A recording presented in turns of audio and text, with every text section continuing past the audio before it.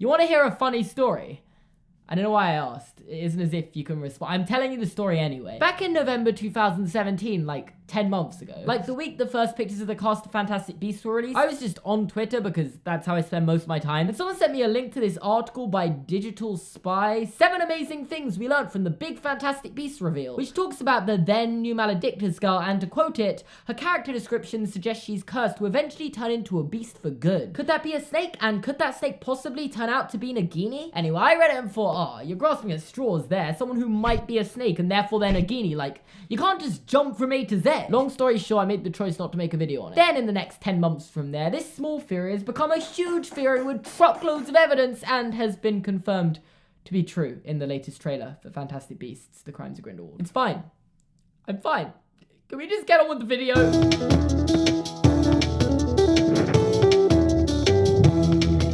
However, the big question for me about this big reveal of Nagini being in Fantastic Beasts was, whose side is she going to be on? Because it goes without saying that she's one of the biggest villains in Harry Potter, making you think she'd be on Grindelwald's side, right? Like maybe he'll convince her he can save her or something. I don't know, why are you looking at me? Except for the fact there's this blink and you'll miss it, half-a-second long clip from the trailer revealing to us that she's actually teaming up with Newt, his brother Theseus, Tina, Jacob, and some other people that I'm sure we'll learn more about in this film. Meaning she's a good guy? And yeah, I think she is gonna be a good guy, and to a rather large extent actually. Because in the scene where Grindelwald is creating flames around him and Lita Lestrange is firing spells at him and Theseus is like, let's take him, it seemingly looks like she's trying to talk Credence out of joining Grindelwald's side. Add this to the fact that they're almost always together in the promotional material, and while Credence is notably not here, it makes me think that not only is she gonna be good, but Credence is also going to be bad, and this is going to kind of split them up. And while that's just me going off a few short clips from this trailer, it does seem a little peculiar, because if she was so strongly against what Grindelwald stood for, why does she side with and become the most loyal follower of Voldemort later in her life? Because Nagini, I don't want to be the one to tell you this, but Voldemort isn't that much better than Grindelwald.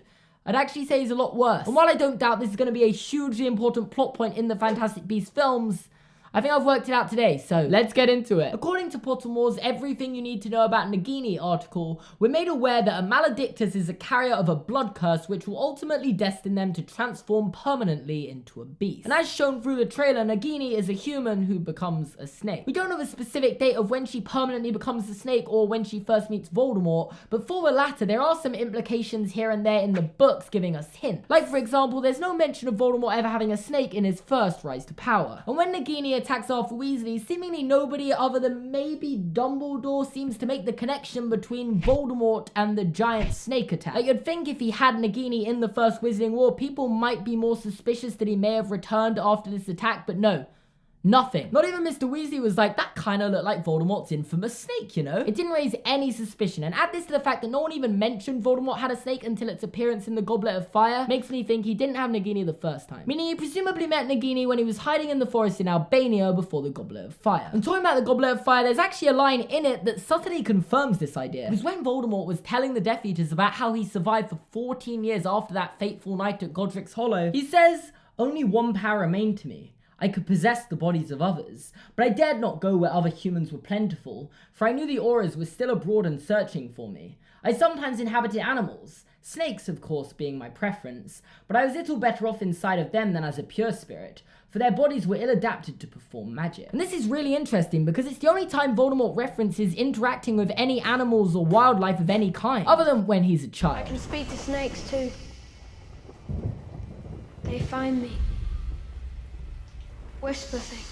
Meaning I think all the evidence points to the fact he met her while inhabiting animals in the forest in Albania. She isn't mentioned by Voldemort in any appearances before that moment and is pretty important to him afterwards, as Dumbledore says. I think he is perhaps as fond of her as he can be of anything. And of course he's so fond of her that he eventually turns her into a Horcrux, which is one of the reasons why she's such an interesting character, but I'll get back to that. Right now I want to talk about how she took a liking to him, because well, how could anyone? Especially someone who seemingly has good morals as she seems to be shown to in trailers for Fantastic Beasts. And first I guess there's the fact that when she first met Voldemort, she may have been stuck in the body of a snake for over 60 years. Because while we don't know when the curse permanently changes her, I'm guessing it happens around the time of the film, or maybe even during the film. And if you'd been stuck inside the body of a snake for over 60 years, don't you think you'd be excited to talk to another human again, even if it is a mass murdering terrorist? I don't know, I can't speak from experience, personally. Putting this together with the fact Voldemort is the only known living descendant of Salazar Slytherin and therefore is the only known parcel mouth in the wizarding world, that would make him the only human she's been able to talk to since she became a snake, and well, I think it makes sense that she took a liking to him. And honestly, that might just be the answer to the question. Even if her morals were in the right place, that would have been a long time ago by the time Voldemort came along, and after spending a lot of time secluded from everyone, she may see Voldemort as her last chance to have a true friend. Which I know kind of makes sense, because life must be lonely stuck as a snake. But what if their connection was deeper than that? Because Nagini was willing to let Voldemort turn her into a Horcrux,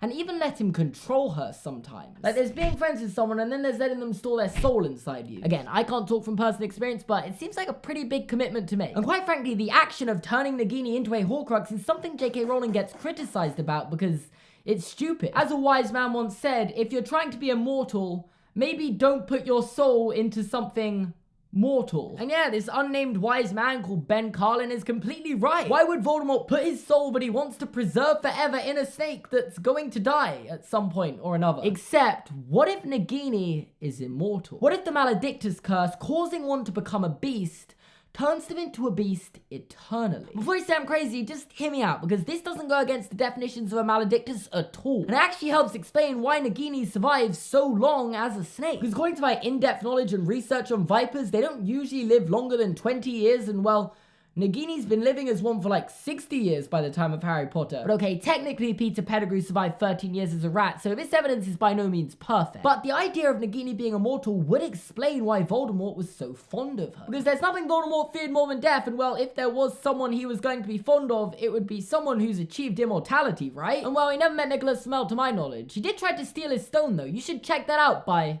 reading the Philosopher's Stone. And Nagini, knowing he was the last living parcel mouth and potentially the only human she'd ever get to speak to in her eternal life, would probably be willing to do anything in her power to help him live forever. Which is basically exactly what she does as his greatest servant, including becoming a Horcrux and letting Wormtail milk her venom to restore him to a rudimentary, weak body of his own. You remember the little Voldemort thing from the Goblet of Fire, right? While we're on that topic, the potion Wormtail produces to get him to that body, consisting of unicorn blood and the snake venom Nagini provided, just is completely glossed over and not explained in any detail in the book. And I guess the unicorn blood kind of makes sense because the blood of a unicorn will keep you alive even if you're an inch from death, but snake venom? Why? It doesn't fit with any of my knowledge of snake venom at all. And if he'd known that was all he needed the entire time, why didn't he get Quirrell to produce the potion in the Philosopher's Stone and be done with it? No, I don't think it's just any old snake venom he needs. He specifically says it's the snake venom Nagini provided. And Nagini isn't just any snake. She's a special snake. Well, wouldn't it just make perfect sense if her venom could be used to restore someone's body back to life if she were immortal? I don't know about you, but Nagini being immortal seems to explain a lot more than create problems. Let me finish by recapping Nagini's story from the start. She's a girl who gets cursed and turns into a snake for all eternity. And she's left all alone, excluded from the human world for 60 years.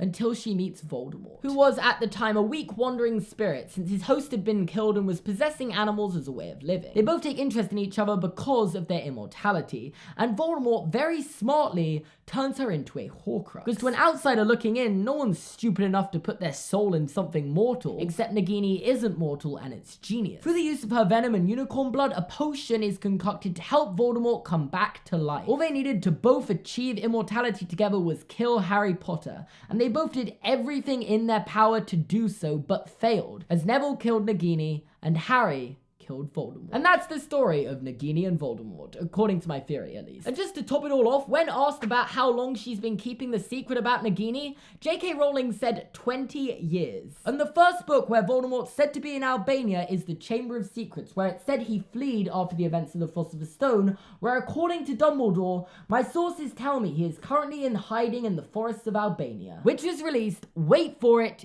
exactly 20 years ago. And that is all I have for you guys today. If you enjoyed this video, please make sure to leave a like. My videos don't get as many likes as they used to, so maybe you should like this one. Just you can check out my other social medias, including Twitter and Instagram, at Gorman Seamus and at seamusgorman4. You can subscribe to my channel by clicking here. You can watch another video by clicking here. You can check out my merch here and in the description down below. Thanks for watching, and I'll see you guys next time.